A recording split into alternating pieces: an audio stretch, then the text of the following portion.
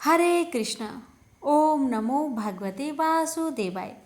प्यारे भक्तों, आज की इस वीडियो में आप सभी श्रवण करेंगे ज्येष्ठ शुक्ला प्रतिपदा तिथि से लेकर ज्येष्ठ पूर्णिमा तक सुनी जाने वाली संपूर्ण कथाएं एक साथ।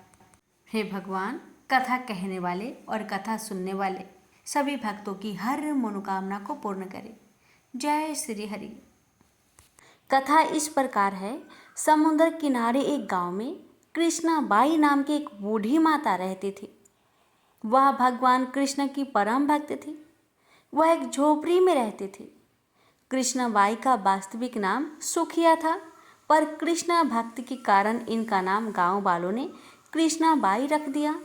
घर में झाड़ू पोछा बर्तन और खाना बनाना ही इनका काम था।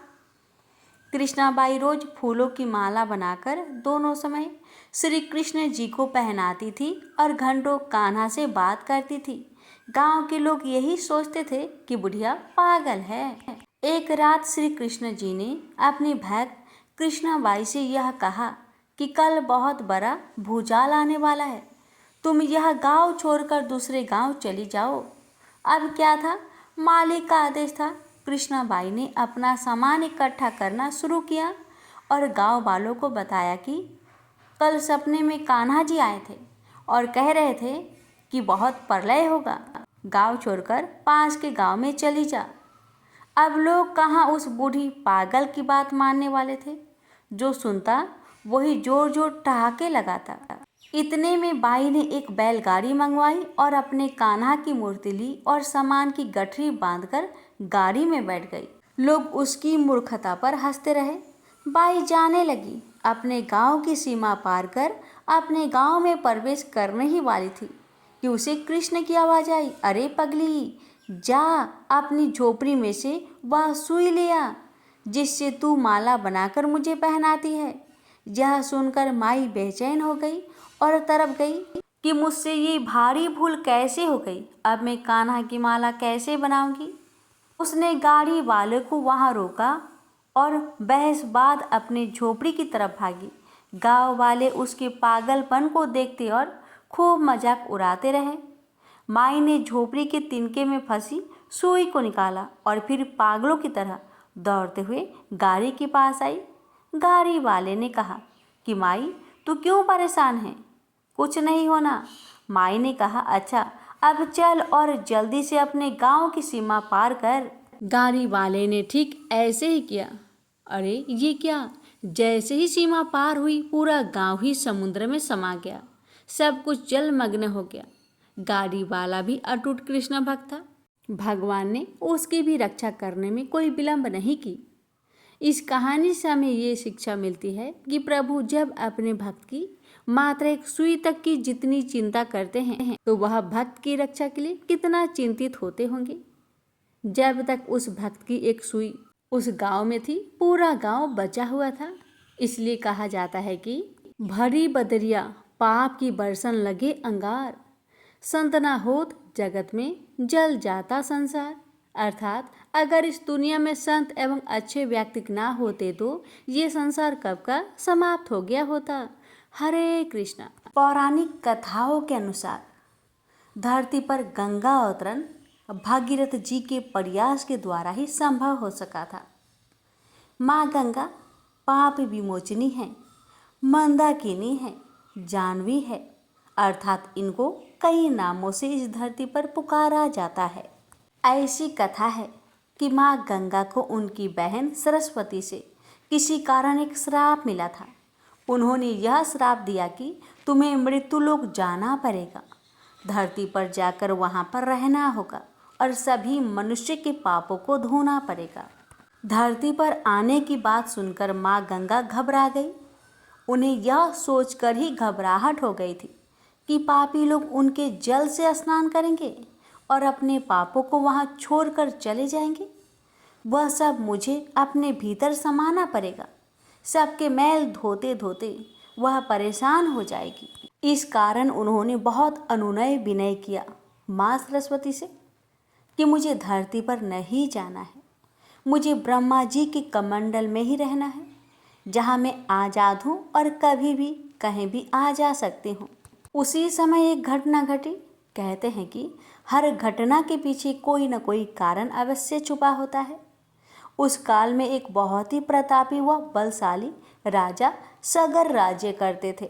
पूरी धरती पर उनकी शक्ति को लोहा माना जाए, इस कारण उन्होंने अश्वमेध यज्ञ करने की सोची। अपने 60,000 पुत्र को सैनिकों के साथ प्रत्येक दिशा में उस घोड़े को ले जाने का निर्देश दिया। उनकी दूसरी पत्नी से एक पुत्र और था। वह एक ऋषि था और उसका नाम असमंजस था। उन्होंने पिता सगर को चेतावनी दी कि इससे कोई अपशकुन भी हो सकता है, लेकिन राजा ने उनकी बात नहीं मानी और उन्हें वहां से चले जाने के लिए कहा। जगह जगह राजा का पताका फहराने लगा। इससे राजा इंद्र को बड़ी परेशानी हुई। उन्हें अपना सिंहासन डोलता हुआ दिखाई दिया। उन्होंने इसे रोकने के लिए एक युक्ति सोची। रात में जब सब सो रहे थे और उनके पहरेदार घोड़े की रक्षा कर रहे थे, तब इंद्रदेव ने कुछ ऐसी माया रची कि वे सब पहरेदार सो गए। इंद्रदेव ने उनका घोड़ा उठाकर कपिल मुनि के आश्रम में बांध दिया। कपिल मुनि वर्षों से वहां जंगल में तपस्या कर रहे थे। जब सैनिकों ने और उनके पुत्रों ने देखा कि घोड़ा वहां से नदारद है, तो सभी दिशाओं में भी दौड़ पड़े। पता चला कि वह घोड़ा तो कपिल मुनि के आश्रम में बंधा हुआ है। वहां पहुंचकर राजकुमारों ने बिना कुछ सोचे विचारे कपिल मुनि को अपशब्द कहना शुरू कर दिया। कपिल मुनि का ध्यान भंग हुआ तो उन्हें क्रोध आ गया और उनके तेज से वे सभी 60,000 पुत्र अग्नि में जल उठे और भस्मीभूत हो गए। यह खबर जब राजा सगर को पता चली तो तत्काल उनकी आकस्मिक मृत्यु हो गई। इस बात को जब ऋषि असमंस को पता चली तब वे बहुत ही दुख में पड़ गए और कपिल मुनि के आश्रम में जाकर उन्होंने बहुत अनुनय विनय की उनके 60,000 भाइयों को मुक्त करने का। ऋषिवर, कोई उपाय बताइए, नहीं तो ये सभी यही धरती पर भटकते ही रह जाएंगे। कपिल मुनि ने अपने तेज के द्वारा यह बताया कि इनको उतारने के लिए माँ गंगा को धरती पर लाना पड़ेगा। एक वही है जो इनको उतार सकती है, मुक्त कर सकती है। तब ऋषि असमंजस हिमालय पर चले गए और उन्होंने घोर तपस्या की, लेकिन धीरे धीरे उनका शरीर वहाँ पर छूट गया और वह उसी बर्फ में विलीन हो गए। फिर उनके पुत्र दिलीप ने इस साधना को करना शुरू किया अपने पूर्वजों को उतारने के लिए, लेकिन वो भी काल कलवित हो गए और बर्फ में समा गए। जब राजा दिलीप के पुत्र भागीरथ को यह बात पता चली तो उन्होंने भी माँ गंगा के अवतरण की कृपा प्राप्त करने के लिए तपस्या करनी शुरू कर दी। उन्होंने ब्रह्मदेव को प्रसन्न किया। भागीरथ की घोर तपस्या को देखकर माँ पार्वती ने भी माँ गंगा को समझाया कि वह अपनी जीत को छोड़ दे और पुण्य कार्य को करे। तब माँ गंगा ने कहा कि मैं धरती पर तो उतर जाऊं, लेकिन मेरा वेग बहुत प्रचंड होगा, जिसे संभालना धरती की बस की बात तो नहीं। तब अनायासी बहुत सारे जीव जंतु मारे जाएंगे। इसके लिए सिर्फ महादेव जी हैं जो मेरे वेग को संभाल सकते हैं। तब भागीरथ ने महादेव से प्रार्थना करी। महादेव ने प्रसन्न होकर माँ गंगा को अपने जटा में उतार लेनी स्वीकार किया। महादेव ने फिर अपनी एक जटा को खोलकर गंगा की लहरों को धीरे धीरे धरती पर उतारा और माँ गंगा भागीरथ के पीछे पीछे चल पड़ी और कपिल मुनि के आश्रम पहुंच गई। वहां पर सागर के 60,000 पुत्र को तार दिया। इस प्रकार माँ गंगा धरती पर आई और तब से पापियों का उद्धार करती चली आ रही है। कहते हैं कि इस प्रकार माँ सरस्वती द्वारा गंगा को दिया गया श्राप भी सिद्ध हो गई। प्रेम से बोलिए हर हर गंगे। 2 माँ बेटियां थी। बेटी का नाम राई था। वह बहुत सुंदर व सुशील थी। भगवान कृष्ण की पक्की भक्त थी। एक बार भगवान कृष्ण उसकी परीक्षा लेने हेतु डंसड़िया बेचने वाले बनकर आए और आवाज़ देने लगे। आवाज़ सुनकर राई अपने माँ से बोली, मुझे भी डंसड़िया चाहिए। माँ बोली, मैं पैसे कहाँ से लाऊं? बाजरी है वो ले जा। बाजरी के भगवान ने फूंक मारी तो फूंक उड़ के राई की आंख में गई। राई जोर जोर से रोने लगी। भगवान वहाँ से अंतर्ध्यान हो गए। वैद्य का रूप धारण कर वहाँ आ गए और आवाज देने लगे। राई की माँ बाहर आई और बोली, वैद्य जी, मेरी बेटी की आंख फूस गिर गया है, उसे निकाल दो। भगवान बोले, अगर मैं फूस निकालूं तो उसका विवाह मेरे साथ करना पड़ेगा। राई की माँ तैयार हो गई, सगाई कर दी। कार्तिक शुक्ल 11 के दिन विवाह निश्चित किया गया। माँ सोचने लगी, बेटी को क्या दूंगी। सोनी के दुकान पर जाकर बोली, मेरी राई के लिए लौंग व बिछिया जर दे।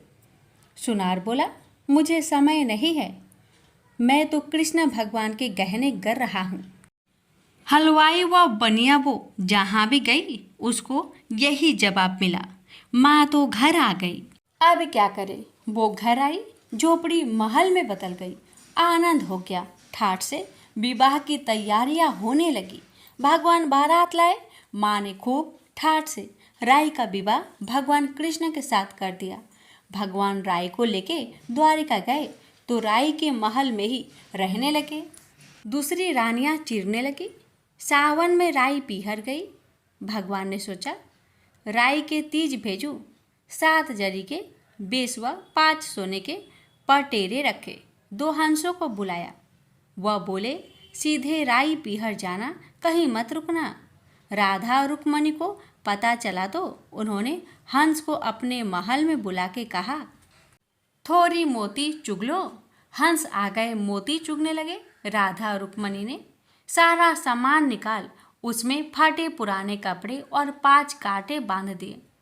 पोटली हंसों को दे दी। हंस सामान लेकर राई के पास गए। राई खुशी से नाचने लगी। जैसे ही पोटली खोली, 5 अंगुलियों में 5 कांटे चुभ गए। राई दुखी हुई।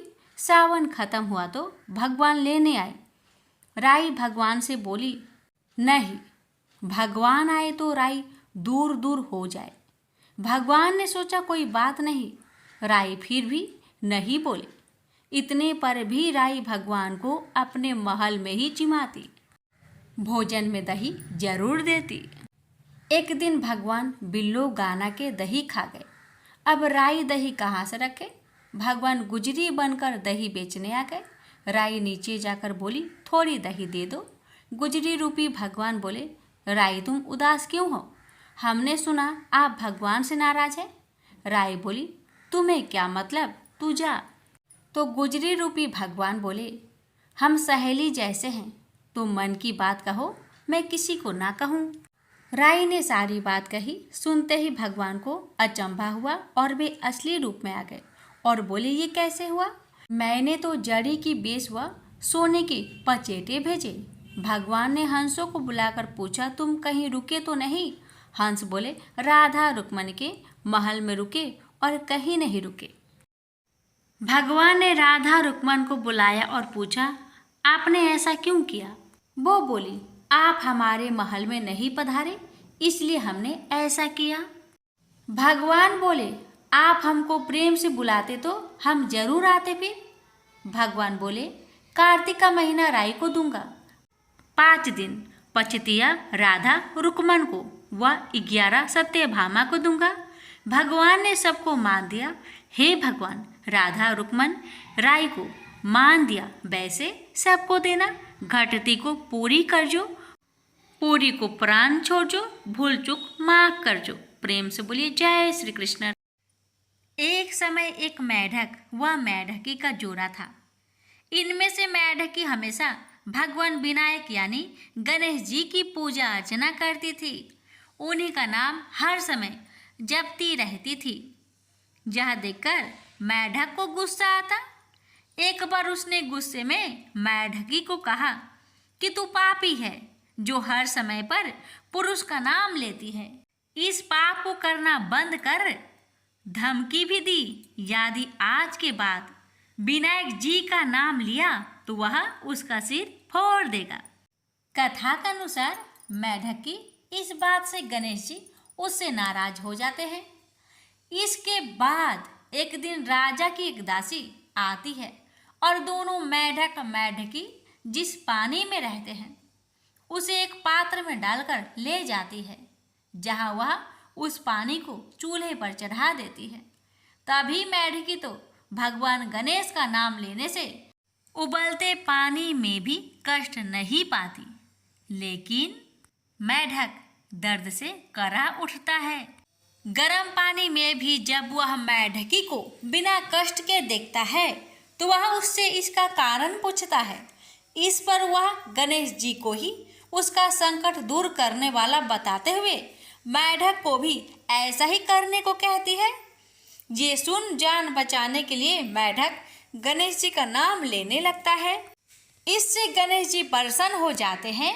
कुछ देर में ही दो सांड लड़ते हुए वहां पहुंचते हैं और चूल्हे पर चढ़े पानी के पात्र को गिरा देते हैं, जिससे मेढक व मेढकी दोनों उस संकट से मुक्त होकर नदी की पाल में गिर जाते हैं।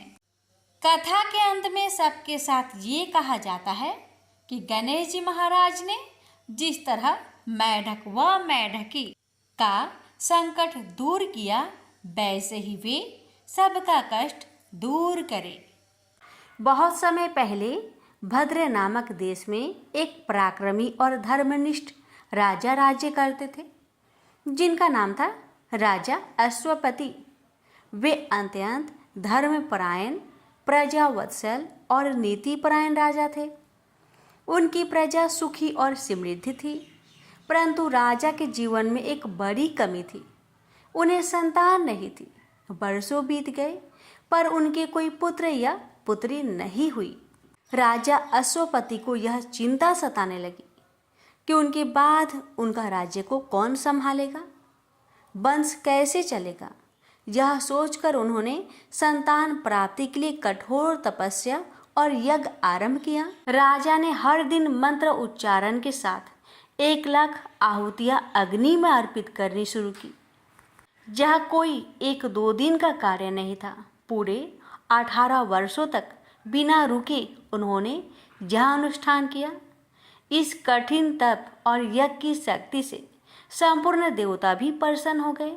अंततः उनकी तपस्या रंग लाई और देवी सावित्री स्वयं प्रकट हो गई और उन्होंने राजा अश्वपति से प्रसन्न होकर कहा, हे राजन, मैं तुम्हारी भक्ति और तप से अत्यंत प्रसन्न हूँ।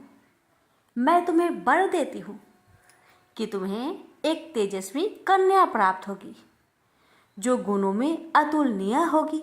सावित्री देवी के वरदान से उत्पन्न होने के कारण उस कन्या का नाम ही सावित्री रखा गया। वह कन्या तेजस्वी, सुंदर, बुद्धिमती और धर्मपरायण थी। जैसे जैसे वह बड़ी हुई, उसका रूप और तेज दिन ब दिन बढ़ता गया। उसकी सुंदरता और तेज को देखकर लोग उसे स्वयं में वो देवी मानने लगे। भक्तों, जब विवाह योग आयु हुई तो राजा अश्वपति को सावित्री के लिए योग वर नहीं मिल पा रहा था। कोई भी युवक उसकी समता नहीं था। राजा बहुत चिंतित हुए। तब उन्होंने साहस करके अपनी पुत्री से ही कहा, हे पुत्री, हे बेटी, तुम स्वयं योग वर का चयन करो, देश देशांतर घूमो और जिसे तुम योग समझो उसी से विवाह करो। पिता की आज्ञा लेकर सावित्री तपोवनों और आश्रमों में घूमने लगी।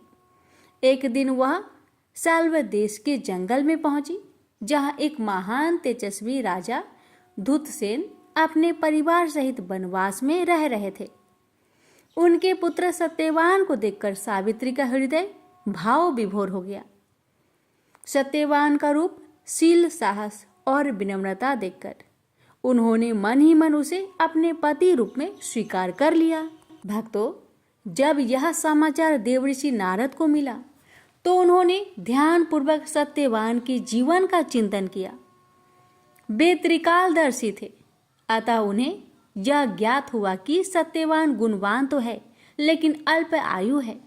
केवल 1 वर्ष बाद उसकी मृत्यु निश्चित है।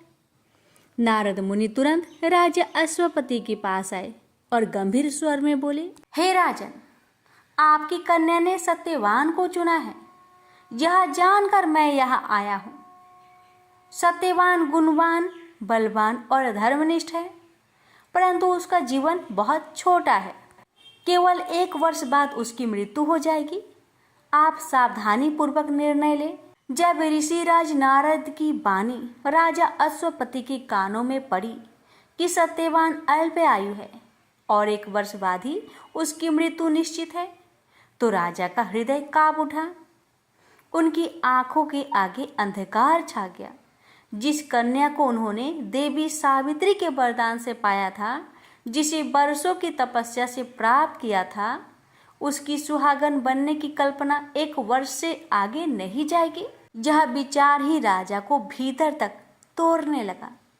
वे विचारों में उलझे हुए थे, सिर झुका हुआ था, मुख मलिन और अश्रुपूरित नेत्रों में चिंता प्रकट हो रही थी। अपने पिता को इस प्रकार चिंतित देखकर सावित्री ने उनके पास जाकर करुणा स्वर में पूछा, हे पिताश्री, आप किस सोच में डूबे हुए हैं? किस बात ने आपको इतना व्याकुल कर दिया है? क्या आपने मेरे चुने हुए वर सत्यवान में कोई दोष पाया है? राजा अश्वपति ने अपने पुत्री को देखा। उसकी आंखों में विश्वास की चमक और चेहरे पर सच्ची श्रद्धा झलक रही थी। वो धीरे से बोले, बेटी, तुम्हारे चयन पर मुझे कोई संदेह नहीं है। सत्यवान गुणों में उत्तम है, उसका चरित्र निर्मल है, वह धर्मात्मा और तेजस्वी है, परंतु एक सत्य जानकर मेरा मन व्यथित हो उठा है। ऋषि नारद ने बताया है कि वह अल्प आयु है, केवल 1 वर्ष के भीतर उसकी मृत्यु निश्चित है। मैं नहीं चाहता कि तुम इतने थोड़े समय के लिए पत्नी बनो और फिर वैधव का दारुण दुख सहो। इसलिए मैं तुमसे प्रार्थना करता हूँ, हे बेटी, किसी और को अपना जीवन साथी चुनो। राजा की बात सुनकर सावित्री का चेहरा शांत लेकिन दृढ़ हो गया। उसने अत्यंत गंभीर और निश्चयी स्वर में कहा, हे पिताश्री, आर्य कन्याएं एक ही बार अपने पति का वरण करती है। जिस पुरुष को मन, वचन और कर्म से मैंने पति रूप में स्वीकार कर लिया है, अब मैं किसी और के बारे में सोच भी नहीं सकती। पिता एक ही बार आज्ञा देते हैं, ब्राह्मण एक ही बार मंत्र उच्चारण कर प्रतिज्ञा करते हैं और कन्यादान भी केवल एक ही बार होता है। इस जीवन में सत्यवान ही मेरे पति होंगे, चाहे सुख आए या दुख, जीवन हो या फिर मृत्यु। उसके इन वचनों में नारी धर्म, आत्मबल और अटल संकल्प की शक्ति झलक रही थी। एक कन्या जो नारी धर्म को इतनी गहराई से समझती है और उसका पालन करने को दृढ़ है, उसे कोई डिगा नहीं सकता। पुत्री की दृढ़ता और उसके वचनों में छुपी सच्चाई को देखकर राजा अश्वपति मौन रह गए। उन्होंने महसूस किया कि यह कोई सामान्य कन्या नहीं, बल्कि धर्म और नारी मर्यादा की मूर्त रूप है। उन्होंने श्रद्धा और प्रेम पूर्वक सिर हिलाया और अंततः कहा, बत्से, यदि तुम्हारा संकल्प इतना अटल है तो मैं तुम्हारी इच्छा का सम्मान करता हूँ। तत्पश्चात शुभ मुहूर्त में राजा अश्वपति ने अपनी पुत्री सावित्री का विवाह सत्यवान से विधि पूर्वक कर दिया। यद्यपि हृदय में व्यथा थी, पर मन में विश्वास भी था कि यह कन्या कोई साधारण नारी नहीं, देवी के वरदान से उत्पन्न एक दिव्य शक्ति है, जो अपने संकल्प से विधि को भी बदलने में सामर्थ्य रखती है। जब सावित्री अपने पति सत्यवान के साथ साल्व देश के वनवास स्थान में पहुंची, तो उन्होंने बिना किसी विलंब के सास और ससुर की सेवा को अपना धर्म मान लिया। राजा धूम्रसेन, जो नेत्रहीन और राज्यहीन होकर वन में जीवन यापन कर रहे थे, उनके प्रति सावित्री ने पुत्रीवत स्नेह दिखाया। वही सास के प्रति भी उन्होंने भक्ति और सेवा का वह उदाहरण प्रस्तुत किया जिसकी प्रशंसा स्वयं देवताओं ने की। उनकी दिनचर्या सेवा, प्रार्थना, संयम और कर्तव्य से भरी हुई थी। वे हर दिन प्रातः काल उठती, घर का कार्य करती, फिर सास ससुर के लिए औषधि, जल और भोजन की व्यवस्था करती। उनके संयमित जीवन और मधुर वाणी ने वनवास का वह स्थान भी धर्म और सौम्यता का आश्रम बना दिया। परंतु इस प्रेमपूर्ण जीवन के पीछे एक अनकही पीड़ा भी थी। ऋषि नारद मुनि ने पहले ही सावित्री को बता दिया था कि एक विशेष तिथि पर उसके पति सत्यवान की मृत्यु निश्चित है। उस दिन का स्मरण हर क्षण उसके मन को व्यथित करता, पर वह कभी अपने चेहरे पर उस दुख की रेखा नहीं आने देती थी। जैसे तैसे वह तिथि पास आने लगी, सावित्री का हृदय भीतर ही भीतर व्याकुल होने लगा, पर उसने अपने भाव को सेवा और साधना के माध्यम से संयमित रखा। उस निश्चित तिथि से 3 दिन पहले सावित्री ने उपवास आरंभ कर दिया। वह अन्न तो दूर, जल भी बहुत सीमित मात्रा में ग्रहण करती थी। मन में केवल एक ही ध्यान था, पति की रक्षा, धर्म की विजय और यमराज से युद्ध करने का साहस। नारद मुनि द्वारा बताई गई तिथि पर उन्होंने विधि पूर्वक पितरों का पूजन किया, जैसे यह उनका अंतिम आश्रय हो। उनकी आंखों में आंसू थे, पर होठों पर प्रार्थना और मन में अटल विश्वास था। भक्तों, उस दिन प्रातः सत्यवान अपने प्रतिदिन के कार्य की तरह जंगल में लकड़ी काटने के लिए जाने लगे। सावित्री ने अपने मन का दुख छुपाकर विनम्र स्वर में कहा, हे स्वामी, आज मैं भी आपके साथ जंगल चलना चाहती हूँ। कृपया मुझे अपने साथ ले चलिए। सत्यवान ने पूछा, आज उपवास रखा है, चल पाओगी? सावित्री ने मुस्कुराकर कहा, जब तक आपके चरणों के साथ चलने का अवसर है, तब तक थकावट का कोई अर्थ नहीं। पति पत्नी साथ साथ उस घने वन की ओर निकल पड़े, जहाँ एक नन्ही सी झोपड़ी थी और वृक्षों की छाया में उनका दिन बीतता था। जंगल में पहुंचकर सत्यवान ने एक पेड़ देखा और उस पर चढ़कर लकड़ी काटने लगे। कुछ ही देर बाद उन्हें अपने सिर में तीव्र पीड़ा का अनुभव हुआ। उन्होंने माथा थाम लिया और कराह उठे, प्रिय, हे प्रिय, मेरे सिर में असहनीय दर्द हो रहा है।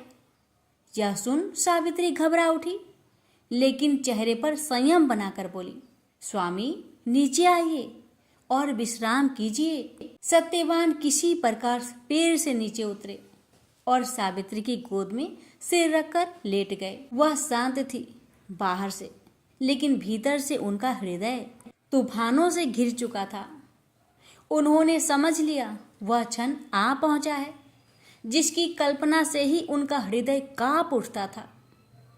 वह अपने पति के मस्तक को सहला रही थी, प्रार्थना कर रही थी, पर मन में पूर्ण तैयारी थी। अब यदि मृत्यु भी सामने आएगी तो मैं उसके साथ भी संवाद करूंगी, धर्म का मार्ग नहीं छोड़ूंगी। सावित्री ने जब अपने प्रिय सत्यवान का मस्तक अपनी गोद में रखा तो उनका सारा संसार उसी क्षण ठहर गया। वह अपने कर कमलों से सत्यवान का माथा सहला रही थी। उनके अधरों पर प्रार्थना थी, मन में धैर्य और हृदय में सन्नाटा था। उसी समय वह अद्भुत दृश्य घटित हुआ।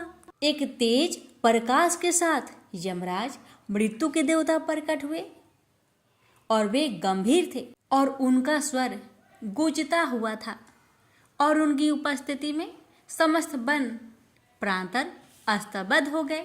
यमराज ने सत्यवान के शरीर से उसका सूक्ष्म शरीर निकाला और उसे अपने साथ ले जाने लगे। यह दृश्य देखकर सावित्री सिहर उठी, परंतु उन्होंने डर या विलाप नहीं किया, बल्कि वे निःशब्द और निडर होकर यमराज के पीछे पीछे चलने लगी। कुछ दूर चलने के बाद यमराज ने पीछे मुड़कर सावित्री से कहा, हे देवी, तुम अब लौट जाओ, यह विधि का विधान है। सत्यवान का समय पूरा हो चुका है। तुम धर्मपरायण हो, संयमशील हो। मैं तुम्हारे संयम की प्रशंसा करता हूँ, लेकिन अब तुम्हें लौट जाना चाहिए। भक्तों, सावित्री ने शांत स्वर में पर दृढ़ता से कहा, हे भगवान, जहाँ मेरे स्वामी जाते हैं वहाँ जाना मेरा धर्म है। पत्नी का धर्म केवल घर तक सीमित नहीं, वह जीवन के हर पथ पर पति का अनुसरण करती है, चाहे वह मार्ग सुख का हो या मृत्यु का। आपके पीछे चलने में मुझे कोई भय नहीं, कोई पीड़ा नहीं, क्योंकि मेरे स्वामी आगे हैं। यमराज जो स्वयं कठोर नियमों के अधिष्ठा हैं, सावित्री के इस अद्वितीय पति प्रेम और निष्ठा से अभिभूत हो गए। उनकी गंभीर वाणी थोड़ा कोमल हो गई और उन्होंने कहा, हे देवी, तुम धन्य हो।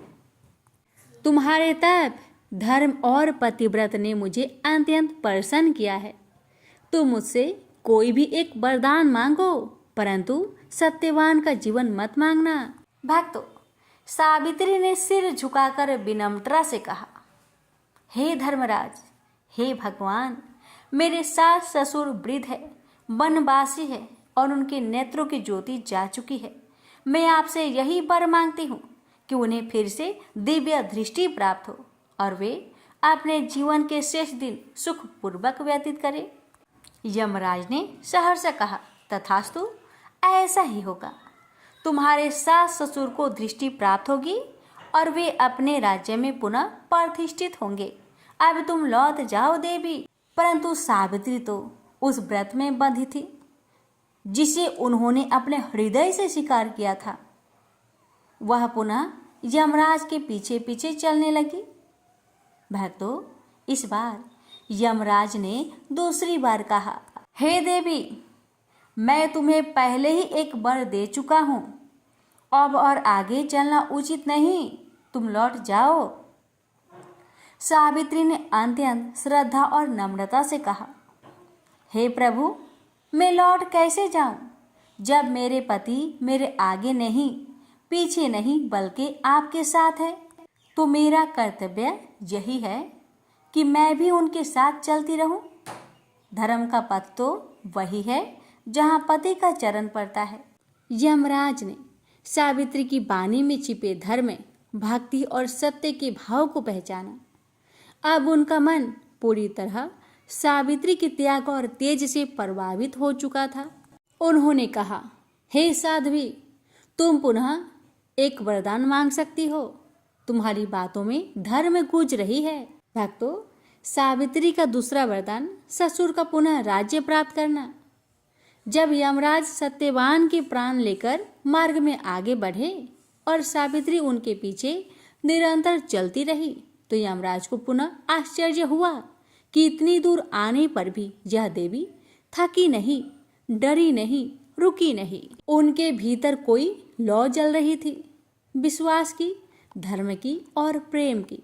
भक्तों, यमराज ने उन्हें पुनः संबोधित किया, हे साध्वी, तुम अतुलनीय नारी हो।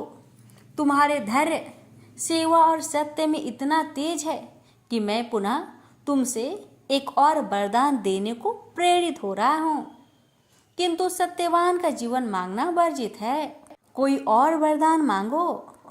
सावित्री ने करवद होकर कहा, हे प्रभु, हे भगवान, मेरे ससुर महाराज धूम्रसेन का राज्य छल से छीन लिया गया है।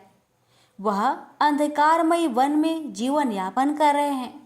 मैं आपसे यह वर मांगती हूँ कि उन्हें पुनः उनका खोया राज्य प्राप्त हो जाए और वे सम्मान पूर्वक राजगद्दी पर प्रतिष्ठित हो। यमराज मुस्कुराए। उनकी गंभीरता में अब करुणा और आदर भी सम्मिलित हो चुका था।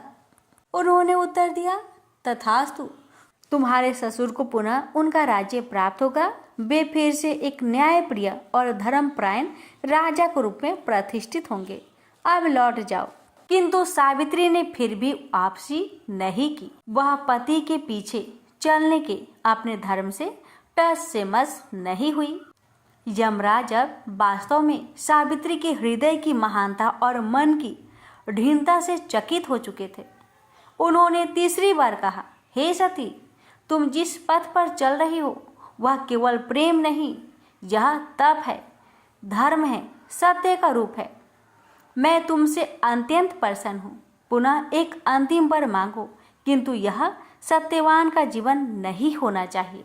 सावित्री ने कहा, हे भगवान, हे धर्मराज, यदि आप मुझ पर प्रसन्न हैं तो मुझे सौभाग्यवती होने का वरदान दे और मुझे 100 पुत्रों की प्राप्ति हो जो तेजस्वी, धर्मपरायण और कुल का गौरव देने वाला हो। सावित्री ने सत्यवान का जीवन मांगे बिना ही यह संकेत दे दिया कि यदि 100 पुत्र चाहिए तो पति सत्यवान को जीवित रहना ही होगा। यमराज क्षण भर के लिए मौन हुए, फिर मुस्कुराकर बोले, हे देवी, तुम्हें 100 पुत्र प्राप्त होंगे और तुम अखंड सौभाग्यवती रहोगी। यह वरदान भी मुझे स्वीकार है। सावित्री ने अत्यंत नम्र किंतु तीव्र तर्क के साथ यमराज से कहा, हे प्रभु, हे भगवान, आपने स्वयं मुझे 100 पुत्रों का आशीर्वाद दिया है, किंतु मैं तो एक पतिव्रता नारी हूँ। मेरे जीवन में कोई और पुरुष न संभव है और न कल्पनीय है।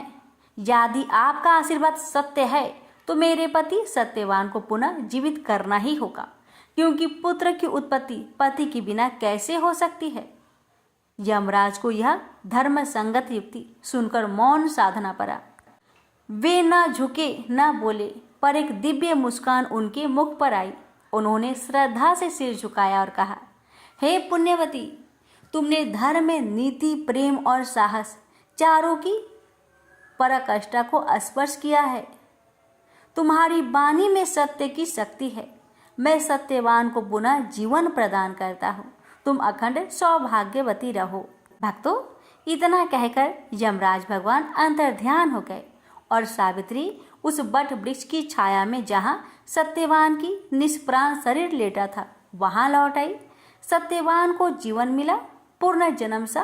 क्षण सावित्री ने धीरे से सत्यवान का मस्तक अपनी गोद में रखा और जैसे ही उन्होंने अपनी आंखें बंद कर प्रार्थना की, सत्यवान ने गहरी सांस ली। सत्यवान की आंखें खुली और उन्होंने पहले पहल अपनी धर्मपत्नी सावित्री को देखा। उन्होंने मृत्यु के द्वार से भी उन्हें खींच लाया था। दोनों एक दूसरे को देखकर मुस्कुराए। यह मुस्कान जीवन की विजय की थी, प्रेम की तप की थी, एक स्त्री की निष्ठा की विजय थी। सावित्री और सत्यवान जब अपने आश्रम गृह लौटे तो देखा राजा धूम्रसेन और रानी को दिव्य दृष्टि प्राप्त हो चुकी थी। उनके नेत्र अब सूर्य के समान प्रकाशमान हो गए थे। साथ ही उनका खोया हुआ राज्य भी उन्हें पुनः प्राप्त हो चुका था। चारों ओर मंगल ध्वनि गूंज उठी। सत्यवान और सावित्री राजगद्दी पर प्रतिष्ठित हुए और उन्होंने चिरकाल तक धर्म पूर्वक राज्य किया, प्रजा को सुख दिया और स्वयं सुख, संपत्ति, संतान और सौभाग्य के संग अपने जीवन को सफल बनाया। तो इस प्रकार सावित्री की कथा न केवल एक पौराणिक गाथा है, बल्कि यह नारी धर्म, व्रत की शक्ति और पतिव्रता भाव की महिमा का जीता जागता उदाहरण है। अतः जो भी स्त्रियां श्रद्धा और नियम पूर्वक बट सावित्री व्रत करती है, सावित्री की तरह पहले अपने सास ससुर का आदर पूजन करती है और इस व्रत की विधि एवं कथा को श्रद्धा से सुनती है, उनके वैवाहिक जीवन पर कभी कोई संकट नहीं आता। यदि कोई संकट पहले से विद्यमान हो तो वो भी टल जाता है, नष्ट हो जाता है। बट सावित्री व्रत नारी की आस्था, सेवा और संकल्प की पूजा है, जहाँ प्रेम को पूजा का रूप और धर्म को शक्ति का रूप प्राप्त होता है। द्वापर युग में एक समय की बात है कि यशोदा जी ने कृष्ण से कहा, हे कृष्ण, तुम सारे संसार के उत्पन्न करता, पोषक तथा उसके संहार करता हो। आज कोई ऐसा व्रत मुझसे कहो जिसके करने से मृत्यु लोक में स्त्रियों को विधवा होने का भय ना रहे तथा यह व्रत सभी मनुष्य की मनोकामनाएं पूर्ण करने वाला हो। श्री कृष्ण कहने लगे, हे माता, तुमने अति सुंदर प्रश्न किया है। मैं तुमसे ऐसे ही व्रत को सविस्तार कहता हूँ। सौभाग्य की प्राप्ति के लिए स्त्रियों को 32 पूर्णमासियों का व्रत करना चाहिए। इस व्रत के करने से स्त्रियों को सौभाग्य संपत्ति मिलती है। यह व्रत अचल सौभाग्य देने वाला एवं भगवान शिव के प्रति मनुष्य मात्र की भक्ति को बढ़ाने वाला है। यशोदा जी कहने लगी, हे कृष्ण, सर्वप्रथम इस व्रत को मृत्यु लोक में किसने किया था? इसके विषय में विस्तार पूर्वक मुझसे कहो। श्री कृष्ण जी कहने लगे कि इस भूमंडल पर एक अत्यंत प्रसिद्ध राजा चंद्रहास से पालित अनेक प्रकार के रत्नों से परिपूर्ण कांतिका नाम की एक नगरी थी। वहाँ पर धनेश्वर नाम का एक ब्राह्मण था और उसकी स्त्री अति सुशीला रूपवती थी। दोनों ही उसी नगरी में बड़े प्रेम के साथ रहते। एक समय एक बड़ा तपस्वी योगी उस नगरी में आया। वह योगी उस ब्राह्मण के घर को छोड़कर अन्य सब घरों से भिक्षा लाकर भोजन किया करता था। रूपवती से वह भिक्षा नहीं लिया करता था। उस योगी ने एक दिन रूपवती से भिक्षा न लेकर किसी अन्य घर से भिक्षा लेकर गंगा किनारे जाकर भिक्षान्न को प्रेम पूर्वक खा रहा था कि धनेश्वर ने योगी का यह सब कार्य किसी प्रकार से देख लिया। अपनी भिक्षा के अनादर से दुखी होकर धनेश्वर योगी से बोला, महात्मन, आप सब घरों से भिक्षा लेते हैं परंतु मेरे घर की भिक्षा कभी भी नहीं लेते, इसका कारण क्या है?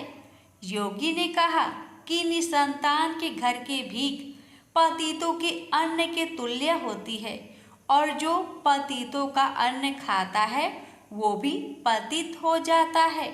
चूंकि तुम निसंतान हो अतः पतित हो जाने के भय से मैं तुम्हारे घर की भिक्षा नहीं लेता हूँ।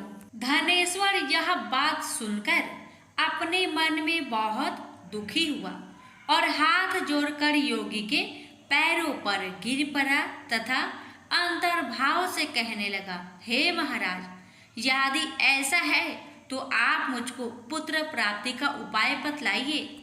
आप सर्वज्ञ हैं, मुझ पर अवश्य ही यह कृपा कीजिए। धन की मेरे घर में कोई कमी नहीं परंतु मैं पुत्र न होने के कारण अत्यंत दुखी हूँ। आप मेरे इस दुख का हरण करें, आप सामर्थ्यवान हैं। यह सुनकर योगी कहने लगे, हे ब्राह्मण, तुम चंडी की आराधना करो। घर आकर उसने अपने स्त्री से सब वृत्तांत कहा और स्वयं तप के निमित्त वन में चला गया। वन में जाकर उसने चंडी की उपासना की और उपवास किया। चंडी ने 16वें दिन उसको सपने में दर्शन दिया और कहा, हे धनेश्वर, जा तेरे पुत्र होगा परंतु वह 16 वर्ष की आयु में ही मृत्यु को प्राप्त हो जाएगा। यदि तुम दोनों स्त्री पुरुष 32 पूर्ण मासियों का व्रत विधि पूर्वक करोगे तो वह दीर्घ आयु होगा।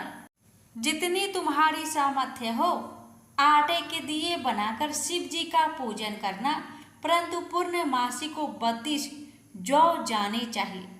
प्रातःकाल होने पर इस स्थान के समीप ही तुम्हें एक आम का वृक्ष दिखाई देगा। उस पर तुम चढ़कर एक फल तोड़कर शीघ्र अपने घर चले जाना। अपनी स्त्री से सब वृत्तांत कहना। ऋतु स्नान के पश्चात स्वच्छ होकर शंकर जी का ध्यान करके उस फल को खा लेगी। तब शंकर भगवान की कृपा से उसको गर्भ हो जाएगा। जब वह ब्राह्मण प्रातःकाल उठा तो उसने उस स्थान के पास ही एक आम का वृक्ष देखा जिस पर एक अत्यंत सुंदर आम का फल लगा हुआ था।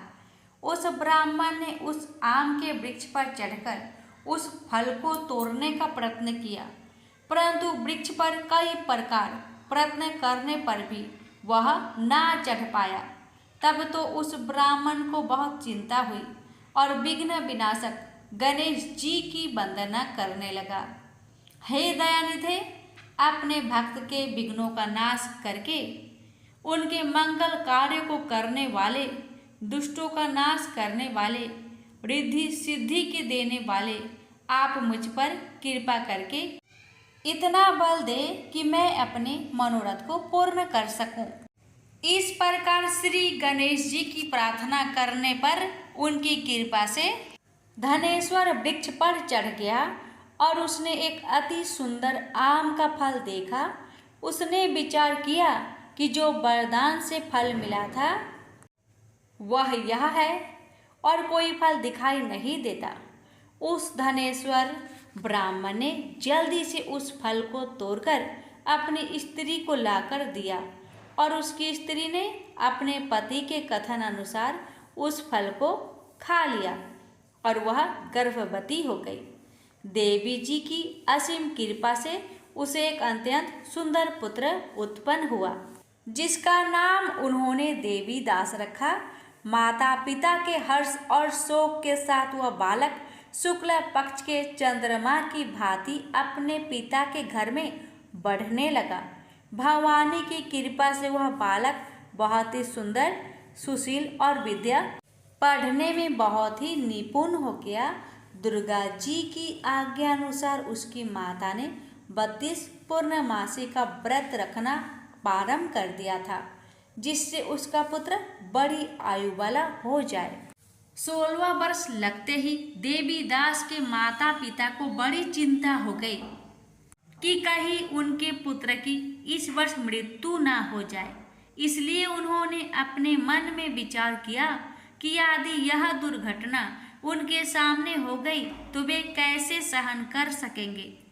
अस्तु उन्होंने देवी दास के मामा को बुलाया और कहा कि हमारी इच्छा है कि देवी दास 1 वर्ष तक काशी में जाकर विद्या अध्ययन करे और उसको अकेला भी नहीं छोड़ना चाहिए। इसलिए साथ में तुम चले जाओ और 1 वर्ष के पश्चात इसको वापस लौटा लाना। सब प्रबंध करके उसके माता पिता ने काशी जाने के लिए देवी दास को एक घोड़े पर बैठाकर उसके मामा को उसके साथ कर दिया। किंतु यह बात उसके मामा या किसी और से नहीं कही। धनेश्वर ने सपत्नीक अपने पुत्र की मंगल कामना तथा दीर्घ आयु के लिए भगवती दुर्गा की आराधना और पूर्णमासियों का व्रत करना आरंभ कर दिया। इस प्रकार बराबर 32 पूर्णमासी का व्रत पूरा किया। कुछ समय पश्चात एक दिन वह दोनों मामा और भांजा मार्ग में रात्रि बिताने के लिए किसी ग्राम में ठहरे हुए थे। उस दिन उस गांव में एक ब्राह्मण की अत्यंत सुंदरी, सुशीला, विदुषी और गुणवती कन्या का विवाह होने वाला था। जिस धर्मशाला के अंदर वर और उसकी बारात ठहरी हुई थी, उस धर्मशाला में देवीदास और उसके मामा भी ठहरे हुए थे। संयोगवश कन्या को तेल आदि चढ़ाकर मंडप आदि का कृत्य किया गया तो लगन के समय वर को धनुर्वात हो गया। अस्तु वर के पिता ने अपने कुटुंबियों से परामर्श करके निश्चय किया कि यह देवीदास मेरा पुत्र जैसा ही सुंदर है, मैं इसके साथ ही लगन करा दूं और बाद में विवाह के अन्य कार्य मेरे लड़के के साथ हो जाएंगे। ऐसा सोचकर देवीदास के मामा से जाकर बोला कि तुम थोड़ी देर के लिए अपने भांजे को हमें दे दो, जिससे विवाह के लग्न का सब कृत्य सुचारू रूप से हो सके। तब उसका मामा कहने लगा कि जो कुछ भी मधुपर्क आदि कन्यादान के समय वर को मिली वह सब हमें दिया जाए तो मेरा भांजा इस बारात का दूल्हा बन जाएगा। यह बात वर के पिता ने स्वीकार कर लेने पर उसने अपना भांजा वर बनने को भेज दिया और उसके साथ सब विवाह कार्य रात्रि में विधि पूर्वक संपन्न हो गया। पत्नी के साथ वह भोजन न कर सका और अपने मन में सोचने लगा कि न जाने यह किसी स्त्री होगी। वह एकांत में इसी सोच में गरम निश्वास छोड़ने लगा तथा उसकी आंखों में आंसू भी आ गया। तब वधू ने पूछा कि क्या बात है, आप इतने उदासीन व दुखी क्यों हो रहे हैं? तब उसने सब बातें जो वर के पिता व उसके मामा में हुई थी उसको बतला दी। तब कन्या कहने लगी कि यह ब्रह्म विवाह के विपरीत हो कैसे सकता है। हे देव, ब्राह्मण और अग्नि के सामने मैंने आपको ही अपना पति बनाया है, इसलिए आप ही मेरे पति हैं।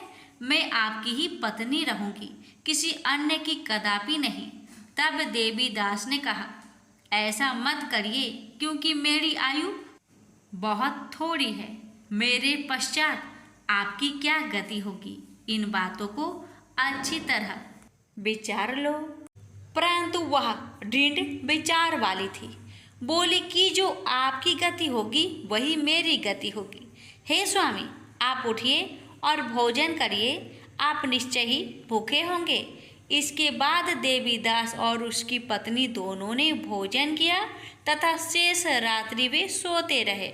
प्रातःकाल देवीदास ने अपनी पत्नी को 3 नगों से जड़ी हुई एक अंगूठी दी, एक रुमाल दिया और बोला, हे प्रिय, इसे लो और संकेत समझकर स्थिर चित हो जाओ। मेरा मरण और जीवन जानने के लिए एक पुष्प वाटिका बना लो, उसमें सुगंधी वाली एक नौ मल्लिका लगा लो, उसको प्रतिदिन जल से सींचा करो और आनंद के साथ खेलो कूदो तथा उत्सव मनाओ। जिस समय और जिस दिन मेरा प्रांत होगा ये फूल सूख जाएंगे, और जब ये फिर हरे हो जाए तो जान लेना कि मैं जीवित हूँ। यह बात निश्चय करके समझ लेना, इसमें कोई संचय नहीं है। यह समझाकर वह चला गया। प्रातःकाल होते ही वहाँ पर गाजे बाजे बजने लगे, और जिस समय विवाह के कार्य समाप्त करने के लिए वर तथा सब बाराती मंडप में आए, तो कन्या ने वर को भली प्रकार से देखकर अपने पिता से कहा, यह मेरा पति नहीं है। मेरा पति वही है जिसके साथ रात्रि में मेरा पानी ग्रहण हुआ था। इसके साथ मेरा विवाह नहीं हुआ है। यदि यह वही है तो बताए कि मैंने इसको क्या किया। मधुपर्क और कन्यादान के समय जो मैंने भूषण आदि दिए थे उन्हें दिखाए, तथा रात में मैंने क्या गुप्त बातें कही थी वह सब सुनाए। पिता ने उसके कथन अनुसार वर को बुलाया। कन्या की यह सब बातें सुनकर वह कहने लगा कि मैं कुछ नहीं जानता। इसके पश्चात लज्जित होकर वह अपना सा मुंह लेकर चला गया, और सारी बारात भी अपमानित होकर वहां से लौट गई। भगवान श्री कृष्ण बोले, हे माता, इस प्रकार देवीदास काशी विद्याध्ययन के लिए चला गया। जब कुछ समय बीत गया तो काल से प्रेरित होकर एक सर्प रात्रि के समय उसको डसने के लिए वहां पर आया। उस विषधर के प्रभाव से उसके शयन के स्थान चारों ओर से विष की ज्वाला से विषैला हो गया, परंतु व्रत राज के प्रभाव से उसको काटने न पाया, क्योंकि पहले ही उसकी माता ने 32 पूर्णिमा का व्रत कर रखा था। इसके बाद वह मध्या के समय स्वयं काल वहां पर आया और उसके शरीर से उसके प्राणों को निकालने का प्रयत्न करने लगा, जिससे वह मूर्छित होकर पृथ्वी पर गिर पड़ा। भगवान की कृपा से उसी समय पार्वती जी के साथ श्री शंकर जी वहां पर आ गए। उसको मूर्छित दशा में देखकर पार्वती जी ने भगवान शंकर से प्रार्थना की कि हे महाराज, इस बालक की माता ने पहले 32 पूर्णिमा का व्रत किया था, जिसके प्रभाव से हे भगवान आप इसको प्राण दान दे। भवानी के कहने पर भक्त वत्सल भगवान श्री शिव जी ने उसको प्राण दान दे दिया। इस व्रत के प्रभाव से काल को भी पीछे हटना पड़ा और देवीदास स्वस्थ होकर बैठ गया। उधर उसकी स्त्री उसके काल की प्रतीक्षा किया करती थी। जब उसने देखा कि उस पुष्प वाटिका में पत्र पुष्प कुछ भी नहीं रहे, तो उसको बड़ा आश्चर्य हुआ, और जब वह वैसे ही हरी भरी हो गई तो वह जान गई कि वह जीवित हो गए हैं। यह देखकर वह बहुत प्रसन्न मन से अपने पिता के कहने लगी कि पिताजी, मेरे पति जीवित है, आप उनको ढूंढिए। जब 16वां वर्ष व्यतीत हो गया तो देवीदास भी अपने मामा के साथ काशी से चल दिया। इधर उसे ससुर उसको ढूंढने के लिए अपने घर से जाने वाले ही थे कि वह दोनों मामा भांजा वहां पर आ गए। उसको आया देखकर उसका ससुर बड़ी प्रसन्नता के साथ अपने घर में ले गया। उस समय नगर के निवासी भी वहां इकट्ठे हो गए और सबने निश्चय किया कि अवश्य ही इसी बालक के साथ इस कन्या का विवाह हुआ था। उस बालक को जब कन्या ने देखा तो पहचान लिया और कहा कि ये तो वही है जो संकेत करके गया था। तदुपरांत सभी कहने लगे कि भला हुआ जो यह आ गया, और सब नगरवासियों ने आनंद मनाया। कुछ दिन बाद देवीदास अपनी पत्नी और माता के साथ अपने ससुर के घर से बहुत सा उपहार आदि लेकर अपने घर के लिए प्रस्थान किया। जब वह अपने गांव के निकट आ गया तो कई लोगों ने उसको देखकर उसके माता पिता को पहले ही जाकर खबर दे दी कि तुम्हारा पुत्र देवीदास अपनी पत्नी और मामा के सहित आ रहे हैं। ऐसा समाचार सुनकर पहले तो उन्हें विश्वास ही नहीं हुआ, किंतु जब और लोगों ने भी आकर उनकी बात का समर्थन किया तो उनको बड़ा आश्चर्य हुआ।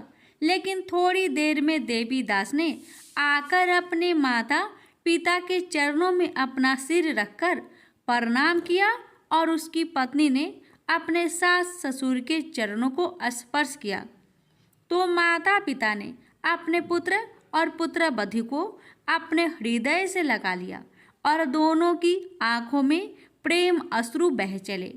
अपने पुत्र और पुत्र वधू के आने की खुशी में धनेश्वर ने बड़ा भारी उत्सव किया और ब्राह्मणों को भी बहुत सी दान दक्षिणा देकर प्रसन्न किया। श्री कृष्ण जी कहने लगे कि इस प्रकार धनेश्वर 32 पूर्णिमाओं की व्रत के प्रभाव से पुत्रवान हो गया। जो भी स्त्रियां इस व्रत को करती है वे जन्म जन्मांतर में वैधव का दुख नहीं भोगती और सदैव सौभाग्यवती रहती है। यह मेरा वचन है, इसमें कोई संदेह नहीं मानना। यह व्रत पुत्र पौत्रों को देने वाला तथा संपूर्ण मनोकामनाओं को पूर्ण करने वाला है। 32 पूर्णिमाओं के व्रत करने से व्रत की सब इच्छाएं भगवान शिव जी की कृपा से पूर्ण हो जाती है। प्रेम से बोलिए हर हर महादेव। एक समय की बात है, नैमिषारण्य तीर्थ में सौनकादि 88,000 ऋषियों ने श्री सूत जी से पूछा, हे प्रभु, इस कलयुग में वेद विद्या रहित मनुष्य को प्रभु भक्ति किस प्रकार मिल सकती है तथा उनका उद्धार कैसे होगा? हे मुनि श्रेष्ठ, कोई ऐसा तप बताइए जिससे थोड़े समय में ही पुण्य मिले और मनोवांछित फल भी मिल जाए। इस प्रकार की कथा सुनने की हम इच्छा रखते हैं। सर्व शास्त्रों के ज्ञाता सूत जी बोले, हे वैष्णवों, मैं पूज्य आप सभी ने प्राणियों के हित की बात पूछी है, इसलिए मैं एक श्रेष्ठ व्रत को आप लोगों को बतलाऊंगा जिसे नारद जी ने लक्ष्मी नारायण जी से पूछा था और लक्ष्मीपति ने मुनि श्रेष्ठ नारद जी से कहा था। आप सब इसे ध्यान से सुनिए। एक समय की बात है, योगीराज नारद जी दूसरों के हित की इच्छा लिए अनेकों लोकों में घूमते हुए मृत्यु लोक में आ पहुंचे। यहाँ उन्होंने अनेक योनियों में जन्मे प्राय सभी मनुष्यों को अपने कर्मों द्वारा अनेकों दुख से पीड़ित देखा। उनका दुख देख नारद जी सोचने लगे कि कैसा यत्न किया जाए इसके करने से निश्चित रूप से मानव के दुखों का अंत हो जाए। इसी विचार पर मनन करते हुए वह विष्णु लोक में गए। वहां देवों के इस भगवान नारायण की स्तुति करने लगे, जिनके हाथों में शंख चक्र गदा और पद्म थे, गले में वरमाला पहने हुए थे। स्तुति करते हुए नारद जी बोले, हे भगवान, आप अत्यंत शक्ति से संपन्न हैं। मन तथा वाणी भी आपको नहीं पा सकती है। आपका यदि मध्य तथा अंत नहीं है, निर्गुण स्वरूप सृष्टि के कारण भक्तों के दुख को दूर करने वाले, आपको मेरा नमस्कार है। नारद जी की स्तुति सुन विष्णु भगवान बोले, हे मुनि श्रेष्ठ, आपके मन में क्या बात है? आप किस काम के लिए पधारे हैं, उसे निसंकोच कहो। इस पर नारद मुनि बोले कि मृत्यु लोक में अनेक योनियों में जन्मे मनुष्य अपने कर्मों के द्वारा अनेकों दुख से दुखी हो रहे हैं। हे नाथ, आप मुझ पर दया रखते हैं तो बताइए कि वो मनुष्य थोड़े प्रयास से ही अपने दुखों से कैसे छुटकारा पा सकते हैं। श्री हरि बोले, हे नारद, मनुष्य की भलाई के लिए तुमने बहुत ही अच्छी बात पूछी है, जिसके करने से मनुष्य मोह से छूट जाता है। वह बात मैं कहता हूँ, उसे सुनो। स्वर्ग लोक व मृत्यु लोक दोनों में एक दुर्लभ उत्तम व्रत है जो पुण्य देने वाला है। आज प्रेम वश होकर मैं उसे तुमसे कहता हूँ। श्री सत्यनारायण भगवान का यह व्रत अच्छी तरह विधान पूर्वक करके मनुष्य तुरंत ही यहाँ सुख भोग कर मरने पर मोक्ष पाता है। श्री हरि के वचन सुन नारद जी बोले कि उस व्रत का फल क्या है और उसका विधान क्या है। यह व्रत किसने किया था, इस व्रत को किस दिन करना चाहिए, सभी कुछ विस्तार से बताए। नारद की बात सुनकर श्री हरि बोले, दुख व शोक को दूर करने वाला यह व्रत सभी स्थानों पर विजय दिलाने वाला है। मानव को भक्ति व श्रद्धा के साथ शाम को श्री सत्यनारायण की पूजा धर्म में परायण होकर ब्राह्मणों व बंधुओं के साथ करनी चाहिए। भक्ति भाव से ही नैवेद्य केले का फल, घी, दूध और गेहूं का आटा सवाया ले।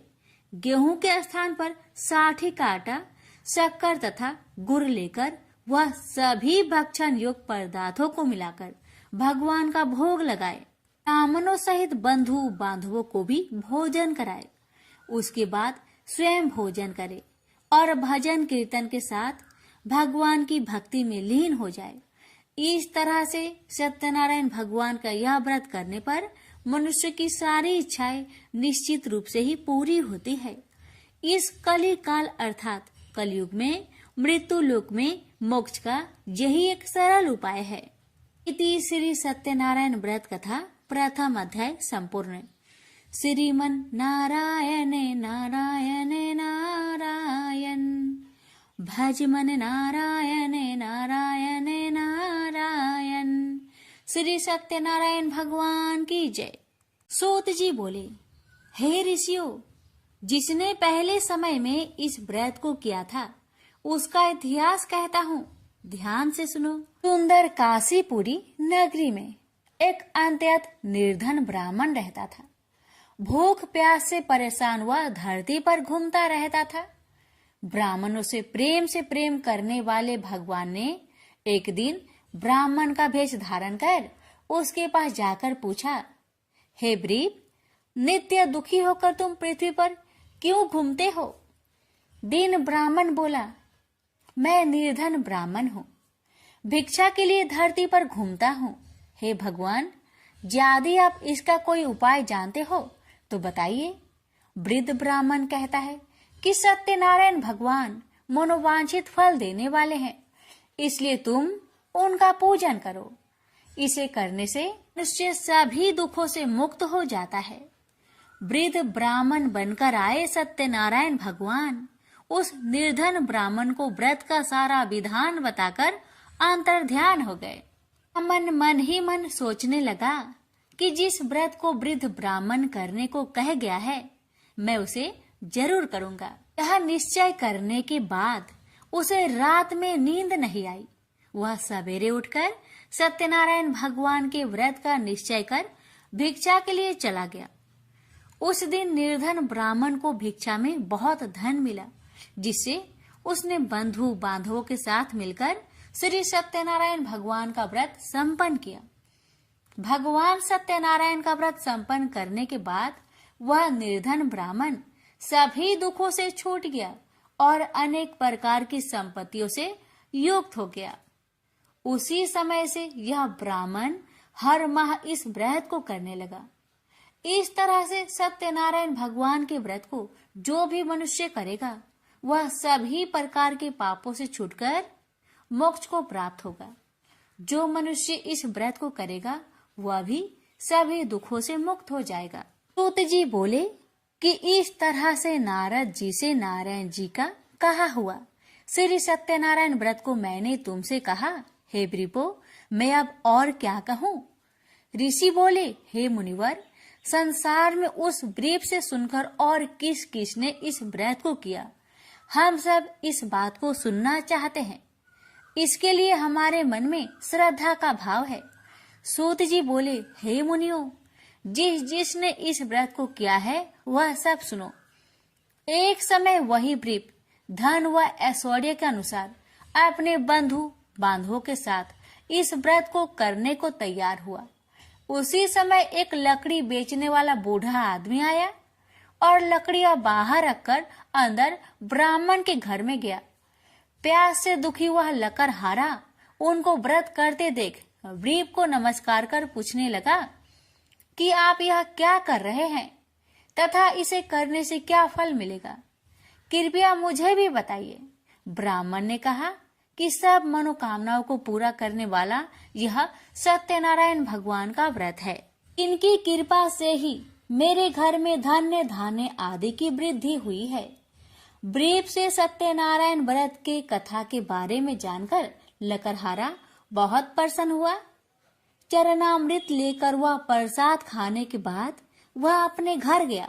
लकड़हारे ने अपने मन में संकल्प किया कि आज लकड़ी बेचने से जो धन मिलेगा उसी से श्री सत्यनारायण भगवान का उत्तम व्रत करूंगा। मन में इस विचार को ले बूढ़ा आदमी सिर पर लकड़ियां रख उस नगर में बेचने गया जहां धनी लोग ज्यादा रहते थे।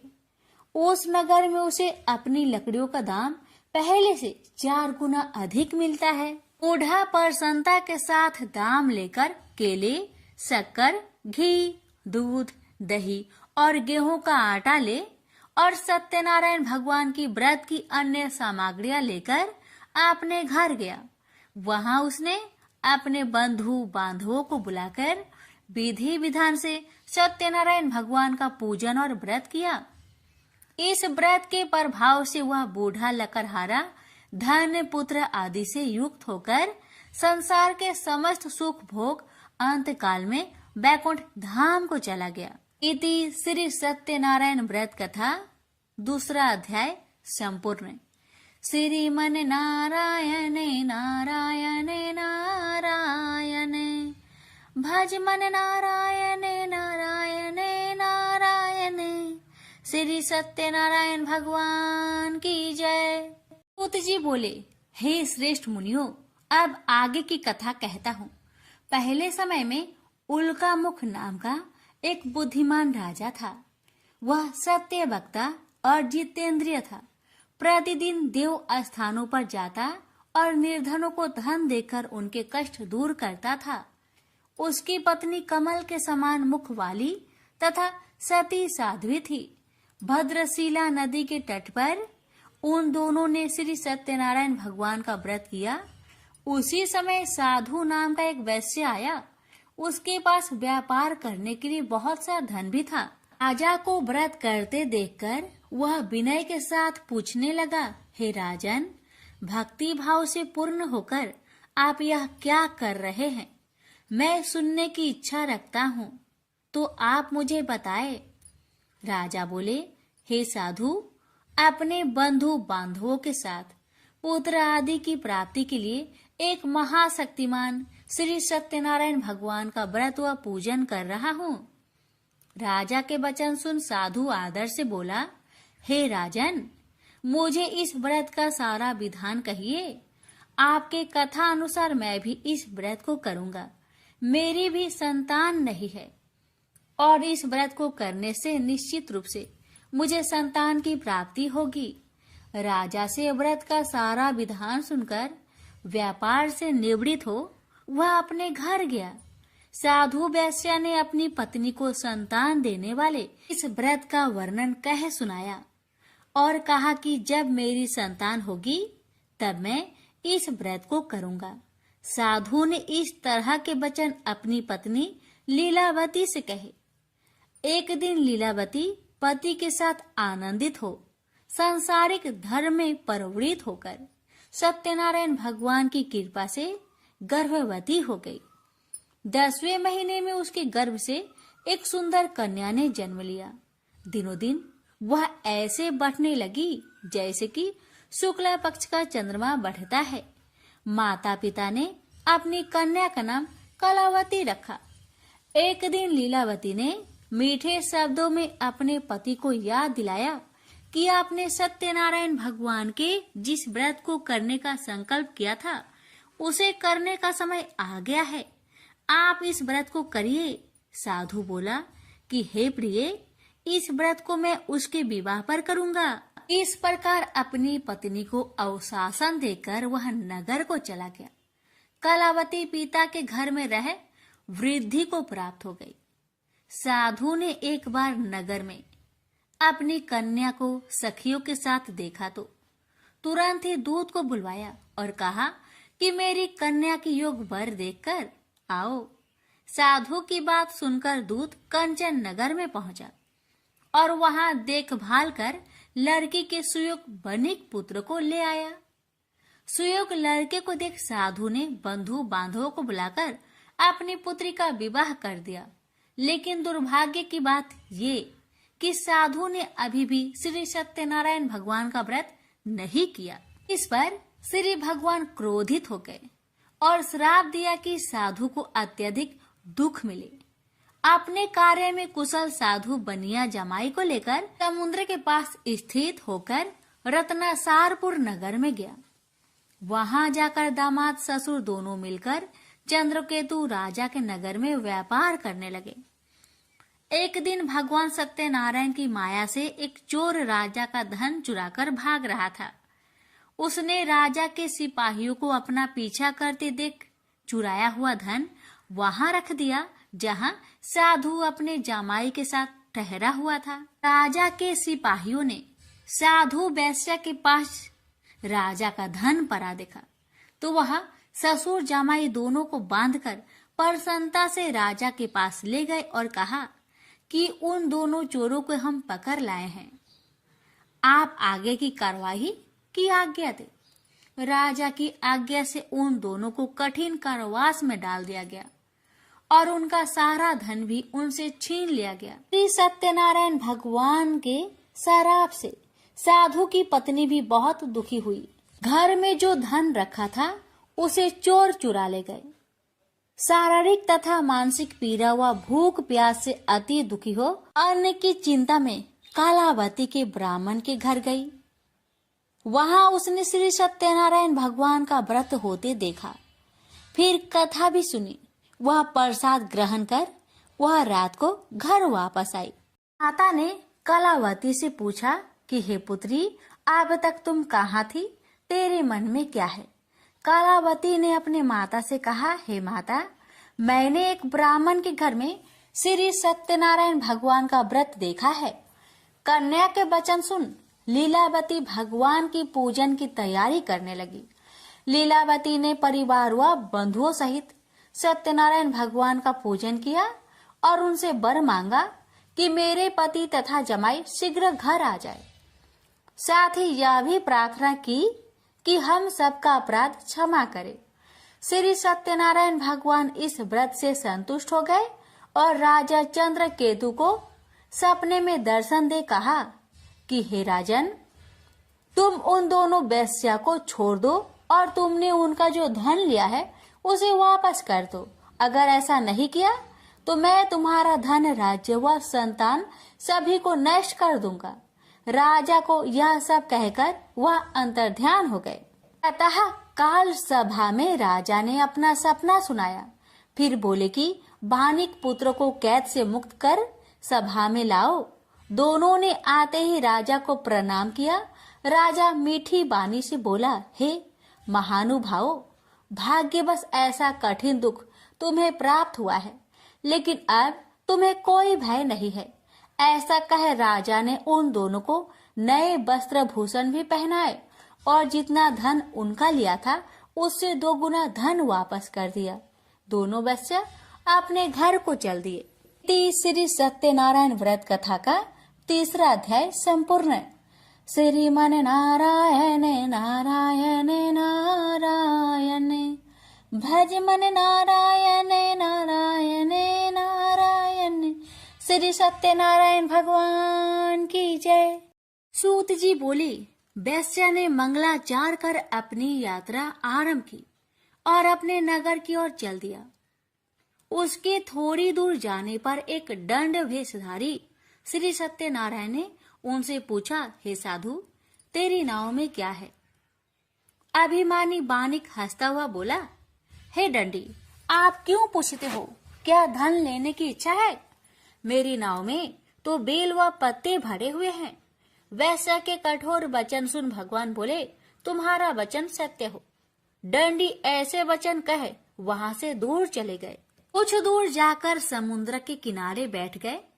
दंडी के जाने के बाद साधु वैश्य ने नित्य क्रिया के पश्चात नाव को ऊंची उठते देखकर अचंभा माना और नाव में बेल पत्ते आदि देख वह मूर्छित हो जमीन पर गिर पड़ा। मूर्छा खोलने पर वह अत्यंत शोक में डूब गया। तब उसका दामाद बोला कि आप शोक ना मनाए, यह दंडी का श्राप है, इसलिए हमें उनकी शरण में जाना चाहिए, तभी हमारी मनोकामना पूरी होगी। दामाद की बात सुनकर वह दंडी के पास पहुंचा और अत्यंत भक्ति भाव नमस्कार करके बोला, मैंने आपसे जो असत्य वचन कहे थे उनके लिए मुझे क्षमा दे। ऐसा कहकर महान शोकातुर हो रोने लगा। दंडी भगवान बोले, हे बानिक पुत्र, मेरी आज्ञा से बार बार तुम्हें दुख प्राप्त हुआ है, तू मेरी पूजा से विमुख हुआ। साधु बोला, हे भगवान, आपकी माया से ब्रह्मा आदि देवता भी आपके रूप को नहीं जानते, तब मैं अज्ञानी कैसे जान सकता हूँ? आप प्रसन्न होइए, अब मैं सामर्थ्य के अनुसार आपकी पूजा करूंगा। मेरी रक्षा करो और पहले के समान नौका में धन भर दो। साधु वैश्य के भक्ति पूर्वक वचन सुनकर भगवान प्रसन्न हो गए और उसकी इच्छा अनुसार वरदान देकर अंतर ध्यान हो गए। ससुर जमाई जब नाव पर आए तो नाव धन से भरी हुई थी।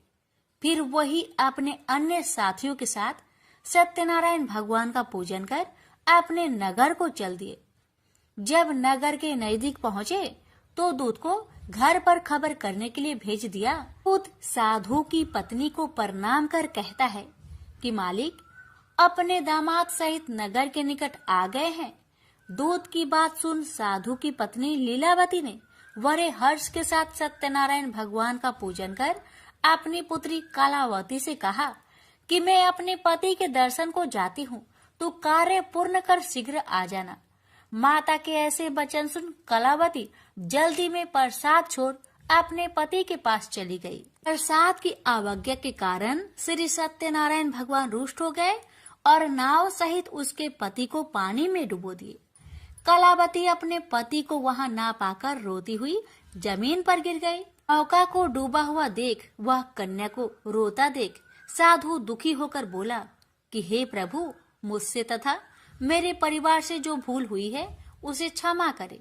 साधु के दीन वचन सुनकर श्री सत्यनारायण भगवान प्रसन्न हो गए और आकाशवाणी हुई, हे साधु, तेरी कन्या मेरे प्रसाद को छोड़कर आई है, इसलिए उसका पति अदृश्य हो गया है।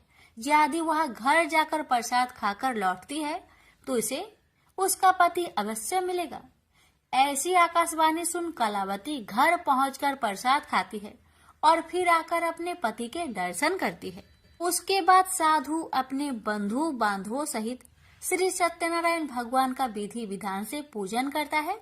इस लोक का सुख भोग वह अंत में स्वर्ग जाता है। इति श्री सत्यनारायण व्रत कथा 4th अध्याय संपूर्ण। श्रीमन नारायण नारायण नारायण भज मन नारायण नारायण नारायण। श्री सत्यनारायण भगवान की जय। श्री सूत जी बोले, हे ऋषियों, मैं और भी एक कथा सुनाता हूँ, उसे भी ध्यान पूर्वक सुनो। प्रजा पालन में लीन तुंगध्वज नाम का एक राजा था।